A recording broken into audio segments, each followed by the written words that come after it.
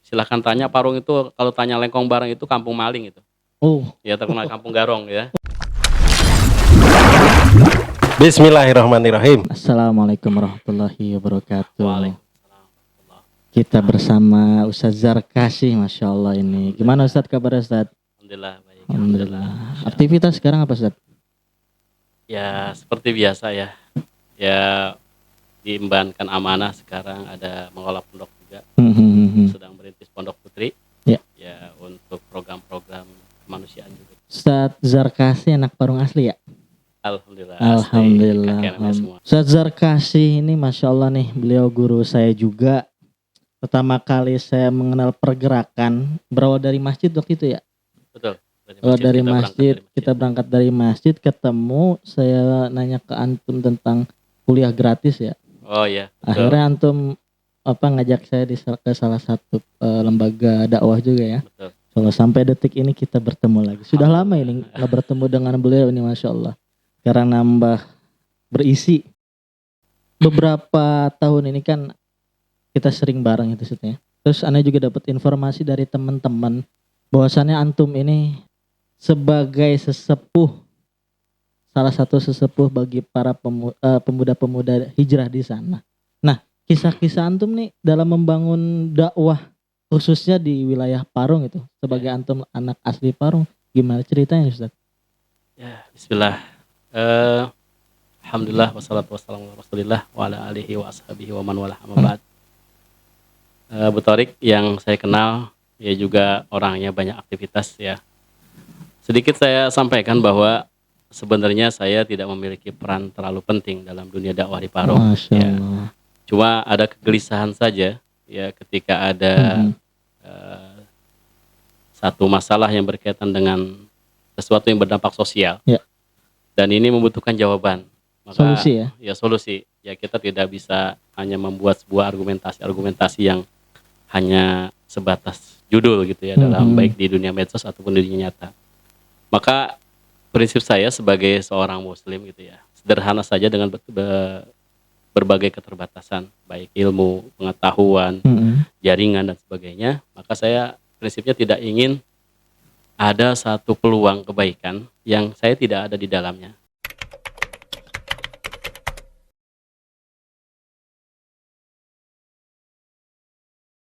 Gitu ya.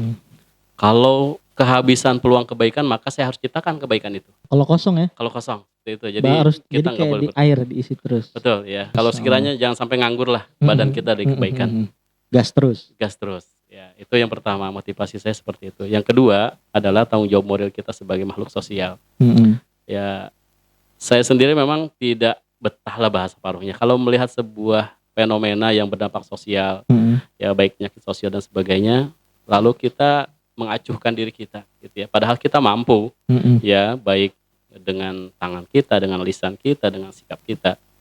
Itu saja prinsipnya ya. Karena memang hal-hal yang bersifat sosial yang ini adalah satu medan dakwah yang dijawab dengan praktek, bukan dengan yang sifatnya teoritis. Ya, hari ini kita bisa dapatkan informasi-informasi dakwah, keilmuan dan sebagainya dengan hanya mengetikkan jari kita di gadget-gadget kita. Tapi pada prakteknya ya sedikit sekali yang bisa langsung interaksi di lapangan, bagaimana menanggapi dan merespon masalah-masalah yang ada di lingkungan kita khususnya. Seperti itu saja sebenarnya. Nah, awalnya gimana Ustaz membangun dakwah, atau antum berdakwah di daerah Lengkong khususnya ya, sebagai daerah kelahiran antum yang ana tahu informasinya. Tahun berapa Ustaz? Ya sebenarnya kita sudah mulai di 2007 ya. 2007. Berarti sekitar 14 tahun, 15 tahun ya. 14 tahun ya. Ya, kita tidak menunggu kita punya, kalau bahasanya kalau kita sudah berhadapan dengan musuh jangan nunggu pedang kita tajam. Gitu ya, apalagi itu berkaitan dengan hak-hak yang rampas gitu ya. Seperti hak-hak sosial masyarakat gitu ya, terus berkaitan dengan penyakit-penyakit masyarakat. Maka jangan tunggu ya, kalau misalnya ada kasus-kasus tertentu, misalnya kasus hukum, ya jangan tunggu kita jadi sarjana hukum untuk turun memberikan solusi yang kita mampu. Ya, maka di situ saya sering mengistilahkan harus memamtaskan diri bukan dalam sisi minimal ya, ya nyerah, tapi kita harus memberikan solusi terhadap masalah-masalah ini. Dari 2007 saya memang nggak pernah sendiri dalam bergerak gitu ya. Saya selalu melibatkan orang-orang dan mengajak, karena itu bagian terpenting dalam sebuah upaya kebaikan. Dan kita tidak bisa gitu ya mengangkat diri kita sebagai komando diri kita sendiri. Kita harus mengajak orang banyak, karena ya harus ada perbandingan antara keburukan yang kita hadapi saat ini dengan orang-orang yang mau memperbaikinya. Berarti banyak rintangan juga di awal-awal ya. Ya itu bagian dari sebuah konsekuensi ya. Ya, sebagai konsekuensi yang sudah dikabarkan oleh agama kita juga. Ya, kita tidak bisa menghindari itu. Ya. Berawal itu dari apa, Ustaz? Apakah dari masjid, apakah dari pengajian, apakah dari TPQ atau dari apa tuh? Ya, dulu kita memang ya karena muda ya, kita dakwah langsung. Ya, dakwah artinya langsung menyampaikan pesan-pesan agama yang kita anggap itu sebagai sebuah sakralitas yang kita pertahankan. Prinsip-prinsip agama. Karena muda, artinya kita banyak salah satu kesalahan kita adalah tergesa-gesa. Ya kita akui saja saat ini tergesa-gesa, terburu-buru dan pengennya instan gitu. Langsung jadi. Apa yang kita menjadi prinsip kita dalam beragama, pengen semuanya diterapkan sekaligus gitu. Padahal ini sebuah proses yang ya kita lihat pendahulu kita juga nggak seperti itu. Step by step. Akhirnya setelah dakwah langsung, kita coba berpikir bagaimana kita memutar pemikiran kita untuk atur strategi dakwah lewat pendidikan, baik pendidikan formal ataupun non formal. Kita ajarkan anak-anak belajar baca Al-Quran, TPQ, ya secara tidak formal ya. Artinya kita masuk ke musola, kita bina anak-anak kaum muslimin. Kita ingin memberikan jawaban kepada masyarakat bahwa ya tidak sepakatnya seperti apapun masyarakat ketika kita berhasil mentarbiah anak-anaknya, maka ini menjadi satu jawaban ya untuk mereka bisa saling memberikan ruang untuk kita menyampaikan pesan-pesan yang kita yakini. Dengan membangun TPQ, akhirnya orang tua itu dengan TPQ itu hasil dari anak-anaknya bagaimana? Akhirnya dakwah itu tersampaikan lewat anak-anaknya gitu. Itu tahun 2007 tuh. Itu 2007 sampai 2009, terus kita garap itu sampai kita buat sebuah lembaga yang formal, dan alhamdulillah sampai saat ini terus berjalan dan terus dikembangkan. Nah, selain anak-anak kecil itu, anak-anak pemudanya ini, apakah antum juga masuk ke ranah mereka dan lewat apa kita? Lewat tongkrongan mereka atau lewat lembaga? Biasanya kan ada Karang Taruna, ada apa gitu, Ustaz? Iya. Kebetulan untuk di lingkungan terdekat kita belum banyak menggarap anak-anak karena memang kita bagi tugas. Ya, saya memang banyak mengembangkan diri dengan dakwah-dakwah sosial yang saya mampu itu di luar. Ketika kita ada program-program kita gulirkan, yang pertama saya ingat itu masih ketika kita ingin mengambil satu ibroh dalam sebuah kampung di Baduy ya. Itu ada kampung mualaf ya, saya dulu nggak habis berpikir orang dari animisme itu bisa memeluk Islam seperti apa nanti kondisi perubahan ya. Akhirnya saya ambil pelajaran ya di situ apa sosial masyarakatnya. Nah, qadarullah sebelum saya sampai di kampung Baduy itu ketika perjalanan saya waktu itu backpacker, saya nongkrong atau istirahat di alun-alun Kota Rangkas Bitung ya. Akhirnya di situ banyak anak-anak jalanan gitu, pengamen nongkrong ya, saya langsung aja berbaur. Ternyata ketika banyak diskusi di 2013 diskusi sama mereka, ternyata mereka welcome gitu terhadap pesan-pesan yang kita sampaikan. Dulu agak ragu juga gimana cara deg-degan masuk, deg-degan juga, tapi kan masuk aja ya. masuk akhirnya sampai saya bina itu 2 tahun. Dari 14 anak-anak anak jalanan itu alhamdulillah ya, sampai mereka kita bina sampai mereka menikah gitu ya, sampai 2 tahun itu. Jadi kalau pembinaan anak jalanan ya bahasanya itu kita sudah mulai di awal 2013. Berarti kalau di daerah antum sendiri Lengkong itu berarti berawal dari TPQ gitu ya. Ya, anak-anak apa kecil sekitar situ ya, tahun 2007 sampai 2009. Akhirnya dengan antusiasmenya anak-anak kecil dan orang tua di situ, dengan hasil juga dari TPQ tersebut kan anak-anak menjadi lebih baik atau dan sebagainya, dan antum akhirnya dengan teman-teman situ bikin lembaga dakwah. Lembaga dakwah dan sampai sekarang alhamdulillah masih jalan saja. Terus Ustaz, kan dalam antum dan kawan-kawan juga membangun dakwah tersebut pasti ada kerikil, pasti ada duri-duri yang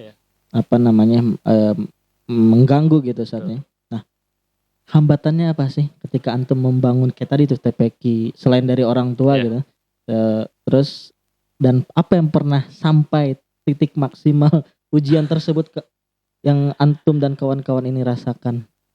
Ya, kita memang pernah mengalami satu bagaimana ada resistensi yang agak berat antara masyarakat yang setelah kita evaluasi bahwa kita juga menjadi bagian dari masalah itu gitu ya. Kita bukan tipe orang yang teman-teman bukan orang yang cuci tangan ketika ada masalah. Kita evaluasi ternyata kita menjadi bagian tadi ya, saya sudah sampaikan di awal, kita terlalu tergesa-gesa. Maka sebagai sebuah catatan penting buat kita semuanya, para pegiat kebaikan, para dai, ya jangan tergesa-gesa. Dan kita juga pernah mengalami hal yang sifatnya bentrok fisik ya. Ya, sampai ya saya sendiri pernah ya dilaporkan ke ya polisian gitu ya secara hukum dalam ya kita katakan fitnah yang memang lumayan gitu kata ya. Orang sekarang mah hoax ya. Ya, hoax gitu ya. Tapi kita karena kita memang punya prinsip kita ingin berada di jalan kebaikan meskipun ya banyak orang yang tidak sepakat, kita yakin itu adalah sebagai sebuah proses saja yang harus kita nikmati gitu ya. Dan kita harus berpikir untuk mencari apa langkah-langkah terbaik untuk memberikan. Dan kita tidak bisa melawan arus deras yang besar dengan ya kekurangan kita ya, maka kita harus banyak berpikir, berstrategi dalam bagaimana menyampaikan pesan-pesan kebaikan supaya lebih soft lagi, lebih mudah dicerna oleh masyarakat. Karena yang kita hadapi adalah masyarakat yang punya latar belakang yang berbeda-beda. Itu sampai fisiknya maksudnya sampai apakah sampai gimana ya, tuh? Ya ketika itu memang ya kalau saya katakan ketika terjadi perseteruan antara kita dengan saudara kita yang lainnya itu sampai ya kita boleh dikatakan terusir lah ya. Padahal itu Terusir, daerah ya, tanah terus, kelahiran sendiri betul, ya? dan kita juga ada konsekuensi sosial yang harus kita tanggung. Seperti kita ya dilarang untuk dimakamkan di tanah setempat. Sampai segitunya, Zat? Iya. Ya terus juga kita tidak boleh bermuamalah dengan mereka gitu ya, anak-anak kita tidak boleh terasingkan. Ya cuma kita juga tidak menjadikan ini sebagai sebuah alasan kita untuk menuduh mereka begini begitu akhirnya. Ya tadi saya katakan kita evaluasi bahwa kita menjadi bagian dari masalah itu. Ya ini ya yang kita sadari akhirnya. Kenapa kita memilih strategi dakwah melalui pendidikan? Karena pendidikan itu hasilnya real. Ya tadi saya sudah katakan sama Abu Thorik itu bahwa kalau kita tidak suka apapun orang, kalau anaknya kita didik menjadi soleh maka terjawab selesai tuh, nggak perlu kita banyak argumentasi dan sebagainya. Maka edukasi ini memang penting ya dalam segala hal. Saya sudah merasakan baik nanti di kegiatan-kegiatan saya yang lainnya, seperti misalnya pembinaan kaum marginal itu pun ya terpenting adalah edukasi. Ya kita juga pernah ya sedikit menangani kasus-kasus hukum yang sifatnya ringan ya. Itu pun yang terpenting adalah edukasi. Apalagi kebutuhan-kebutuhan tentang masalah din, masalah agama, maka ya penjelasan-penjelasan secara tidak langsung tadi melalui anaknya, melalui pendidikan itu sangat efektif ya, salah satunya seperti itu. Baik. Terus timbal baliknya dan hasilnya sekarang dari 2007 ini di daerah antum ini seperti apa? Dari apa hasil dari antum dan kawan-kawan ini menyampaikan gitu ya din yang hak ini kepada mereka? Ya secara umum memang ada perubahan-perubahan ya, kita lihat memang tingkat kecerdasan masyarakat mencerna informasi-informasi yang tadinya tabu itu lebih terbuka. Yang kedua terbuka ruang toleransinya begitu besar ya. Yang ketiga saling menghargai dan memang ya akhirnya beberapa penilaian kami bahwa memang ya ini adalah pertama kemudahan dari Allah Subhanahu wa taala, kedua karena memang kita mencoba tidak melawan satu arus besar ini dengan sadar bahwa kita adalah punya keterbatasan, maka kita atur strategi.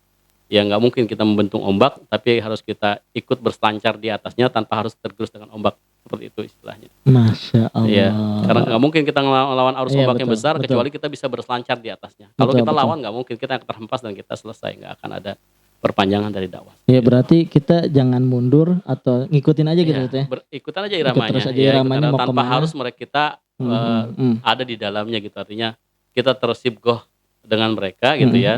Kita tetap mempertahankan apa yang kita menjadi anggap sebagai sebuah prinsip dalam agama yang menjadi pesan-pesan sakral dalam yang harus kita pertahankan di tengah tadi ya kondisi masyarakat yang dengan beragam latar belakang pendidikan, karena ini sangat berpengaruh. Makanya psikologis dakwah itu penting ya, yang kita harus kita gali. Mapping dakwah itu penting itu sebelum kita terjun. Jadi kita pelajari dulu bagaimana Betul. sosial masyarakat di satu Asesmen dulu itu. Asesmen dulu ya. berapa yang belum buta huruf ngaji, yang belum berkerudung atau misalkan nggak ke masjid gitu ya. Itu. Terus pemuda-pemudanya apakah masih pada mabuk atau gimana. Sehingga nanti ya tadi antum bilang persiapkan strategi itu. Iya, betul. Sehingga kita bisa mengikuti alur itu. Ya, betul. Tanpa harus masuk ke dalam, terjerumus ke dalam hal yang buruk juga. Tapi kita ngikutin jalur terus sampai kita bisa mengendalikan bahwa ada di atas derasnya ombak itu ternyata asik kalau kita bisa berselancar itu ya. Artinya kita bisa ngimbangin ya, tanpa kita harus tenggelam di bawah ke bawah arus terlalu jauh. Berarti dulu ketika awal mulai itu ada yang orang tua tuh banyak yang nolak. Ya, tapi sekarang alhamdulillah aware ya. Alhamdulillah sekarang alhamdulillah dengan berdirinya beberapa lembaga-lembaga mitra kita dan yang terpenting jangan menutup diri gitu ya. Artinya kita harus membangun komunikasi. Ya seberapa masalah karena yang kita hadapi adalah saudara kita. Yang menjadi objek dakwah adalah saudara kita. Ya maka jangan pernah menutup diri untuk membangun komunikasi. Hari ini gagal, besok bangun lagi terus. Kenapa? Karena ketika kita bisa menghubungkan yang terputus itu akan lebih mudah. Gitu ya, dibanding kita bertahan dia putus dengan kita, putus komunikasi, kita putuskan, kita bertahan, ini nggak akan ketemu sampai kapanpun. Makanya banyak perseteruan di masyarakat itu karena saling bertahan. Kita dulu kita datang saja kita bangun komunikasi sampai Allah melembutkan hati kita ya, sampai kita bisa bertemu dan di situ nanti akan muncul ruang toleransi yang besar. Kalau titik temunya ketemu di situ. Silahkan tanya Parung itu, kalau tanya Lengkong Bareng itu kampung maling itu. Ya terkenal Kampung Garong ya. Iya Kampung Garong terkenal. Pokoknya dulu kalau misalnya ada orang yang berkunjung dari Lengkong Bareng udah hati-hati aja. Ayam diumpetin, udah rumah dikunci, hati-hati itu. Terkenal emang, silakan aja tanya wilayah Parung. Tapi alhamdulillah sekarang sudah dikenal banyak lembaga pendidikan Islamnya gitu ya. Ya masyarakat juga lebih, ya kita bicara Parung bukan hanya bicara Lengkong Bareng, dan ya Parung adalah daerah merah gitu ya, prostitusinya, narkobanya, maka ini jadi sebuah pekerjaan berat buat kita semua. Baik.